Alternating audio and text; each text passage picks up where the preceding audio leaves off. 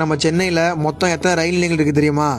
சென்னை கடற்கரை, புரட்சித் தலைவர் டாக்டர் எம்ஜி ராமச்சந்திரன் மத்திய ரயில் நிலையம், மூர் சந்தை வளாகம், ராயபுரம், பேசின்பாலம் சந்திப்பு, வண்ணாரப்பேட்டை, சென்னை கோட்டை, சென்னை பூங்கா, சென்னை எழும்பூர், கொருக்குப்பேட்டை, தண்டையார்பேட்டை, வஉசி நகர், திருவொற்றியூர், விம்கோ நகர், கத்திவாக்கம், எண்ணூர், அத்திப்பட்டு புதுநகர், அத்திப்பட்டு, நந்தியம்பாக்கம், மீஞ்சூர், வியாசர்பாடி ஜீவா,